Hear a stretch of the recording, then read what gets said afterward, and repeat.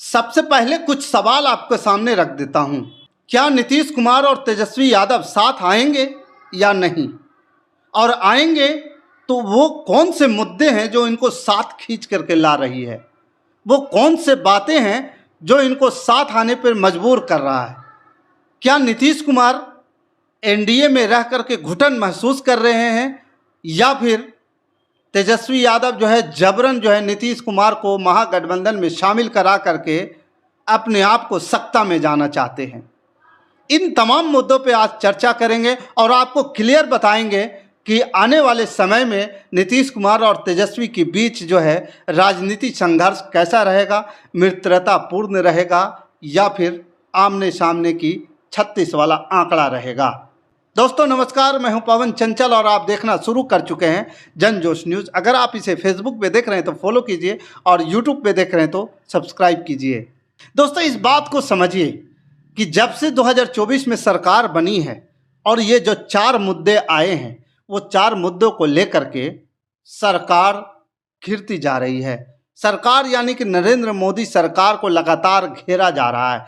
विपक्ष में जिस प्रकार से एकजुटता है, राहुल गांधी और तेजस्वी यादव एकजुट होकर नरेंद्र मोदी को नाक में दम किए हुए हैं, उस हिसाब से इस बात को भी समझने की ज़रूरत है कि क्या नीतीश कुमार कितने दिनों तक एनडीए के साथ रह पाएंगे। उस मुद्दे के आधार पर अगर नीतीश कुमार एनडीए के साथ नहीं रह पाते हैं तो क्या नीतीश कुमार को क्या नुकसान भुगतना पड़ेगा और तेजस्वी यादव को बिहार में क्या फ़ायदा हो जाएगा?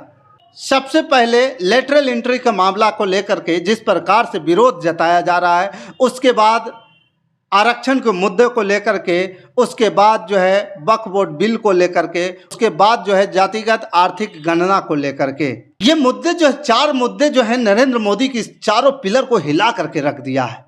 नरेंद्र मोदी कहीं ना कहीं अपने आप को असहज होते दिख रहे हैं। खास करके जातिगत जनगणना को लेकर के जो अति पिछड़ा और पिछड़ा समाज जो है नरेंद्र मोदी से कहीं ना कहीं खपा होते दिख रहे हैं, कहीं ना कहीं दूर होते दिख रहे हैं। और इस बात को लेकर के चिंता नरेंद्र मोदी को भी है, बीजेपी को भी है कि अगर नीतीश कुमार कहीं इस बात को लेकर के हमसे अलग हो जाते हैं कि जातिगत जनगणना पूरे देश में होनी चाहिए, और हम उसकी बात को जो है डायरेक्टली रूप से तो मना नहीं कर रहे हैं लेकिन अंदरूनी रूप से हम चाहते भी नहीं हैं, तो नीतीश कुमार कहीं ना कहीं जैसे ही एनडीए में नीतीश कुमार कहीं ना कहीं जैसे ही एनडीए को छोड़ करके महागठबंधन में शामिल होते हैं, इंडिया गठबंधन में शामिल होते हैं, तो मोदी को जो है पिछड़ा विरोधी घोषित कर दिया जाएगा।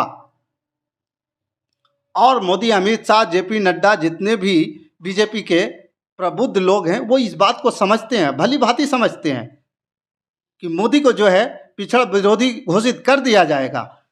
इस बात को लेकर के जो है पिछले 2 दिन पहले जो आपने देखा कि किस प्रकार से जो है जेपी नड्डा भागे भागे बिहार आए और नीतीश कुमार के जो है मुख्यमंत्री आवास जा करके उनसे मिले और जो है मामला को शूट आउट करने का प्रयास किए। उसके बाद नीतीश कुमार भी बड़े शातिर खिलाड़ी हैं साहब।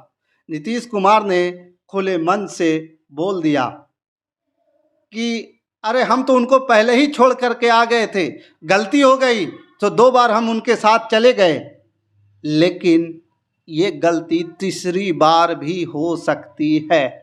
इस बात को थोड़ा समझिएगा। जब 2022 में सरकार गिराना था तो उस समय अमित शाह ने नीतीश कुमार को फ़ोन करके पूछा था कि जो खबरें चल रही हैं सरकार गिरने वाली है, सरकार बदलने वाली है, उस खबर को लेकर के क्या कुछ है चल रहा है? तो नीतीश कुमार ने सीधे शब्दों में जवाब दिया था, ये खबरें चल रही है, चलने दीजिए, ऐसा कुछ नहीं है, हम लोग सब फिट हैं, एकदम मजबूती से हैं और सरकार मजबूती से चला रहे हैं और चलती रहेगी। लेकिन उसके 2 दिन बाद क्या हुआ था आपको पता है? तेजस्वी यादव के साथ शपथ ग्रहण हो गया था। जब 2024 में महागठबंधन को छोड़ करके एनडीए में शामिल हुए थे तो नीतीश कुमार उसके पहले भी उन्होंने बोला था कि ऐसा कुछ नहीं होने वाला है, लेकिन रातों रात जो है सरकारें गिरी और दूसरे दिन शपथ ग्रहण हो गया। नीतीश मुख्यमंत्री का तो चेहरा वही रहा लेकिन विपक्ष का चेहरा बदल गया। तो ये जो तेजस्वी यादव और राहुल गांधी जो अपना मजबूती से काम कर रहे हैं और उस मजबूती के वजह से जो है बीजेपी पूरी तरह से हिला हुआ है। जब बीजेपी के राष्ट्रीय अध्यक्ष जेपी नड्डा बिहार आए थे तो उनको इन बातों को लेकर के आधी रात में मीटिंग बुलानी पड़ी और मीटिंग करनी पड़ी कि अगला विधानसभा चुनाव जो होने वाला है, आने वाला है, उसको हम लोग कैसे टैकल करेंगे, इसको लेकर के प्लानिंग भी हुई और नीतीश कुमार के साथ कैसे आगे मजबूती से सरकार चलाई जाए, इस बात को लेकर के भी प्लानिंग हुई।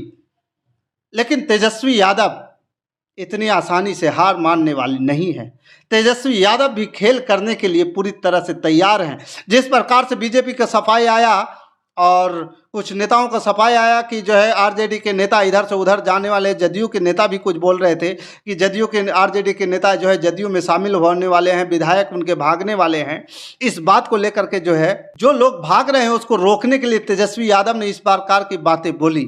लेकिन जब मुद्दे की बात आती है तो मुद्दों के बात पर तो नीतीश कुमार खुले तौर पर ये बोल रहे हैं, लेकिन नीतीश कुमार और चिराग पासवान के बीच जो 36 वाली आंकड़ा है वो कहीं ना कहीं तेजस्वी यादव उसका फ़ायदा उठाने में लगे हुए हैं। चिराग पासवान को प्रोवोक कर रहे हैं, पिंच कर रहे हैं कि नीतीश कुमार के खिलाफ जाएं, और चिराग पासवान जो है मोदी सरकार के लगातार खिलाफ होने के बावजूद भी बीजेपी के साथ बने हुए हैं। लेकिन मोदी ने चिराग पासवान को भी ठंडा कर दिया है। चिराग पासवान जिस तरह से मुखर होकर के बोल रहे थे वो मुखरता ख़त्म हो चुका है, अभी वो शांत हो चुके हैं। पशुपति पारस को जैसे ही दिल्ली बुलाया गया, पशुपति पारस को जैसे ही दिल्ली बुला करके अमित शाह ने मुलाकात की, बैठकें की, वैसे ही चिराग पासवान शांत हो गए। लेकिन इस बात को समझिए कि नीतीश कुमार और तेजस्वी यादव एक साथ आने की जो प्रबल संभावनाएं हैं, यही 4 मुद्दे हैं। और ये 4 मुद्दे जो आपको मैंने बताया है, वक्फ बोर्ड, लेटरल एंट्री और जातिगत जनगणना और उसके अलावा आरक्षण, ये 4 जो मुद्दे हैं, ये 4 मुद्दे जो हैं मोदी के कुर्सी के चारों पाया खींच ले जाएगा। और यही इसी वजह से अगर नीतीश कुमार एनडीए को नहीं छोड़ते हैं तो राहुल गांधी और तेजस्वी यादव जो है कहीं ना कहीं नीतीश कुमार को भी पिछड़ा, अति पिछड़ा और आरक्षण विरोधी साबित कर देगा, मुस्लिम विरोधी साबित कर देगा।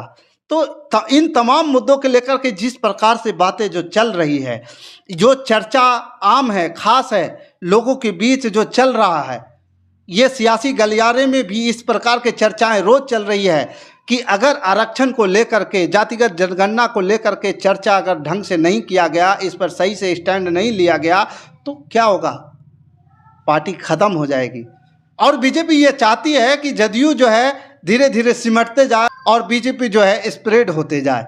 कहीं ना कहीं चिराग पासवान का ये मंशा है कि जैसे जदयू के ऊपर जितना हम हावी होंगे, जदयू ख़त्म होगी और उतना ही हम आगे बढ़ेंगे।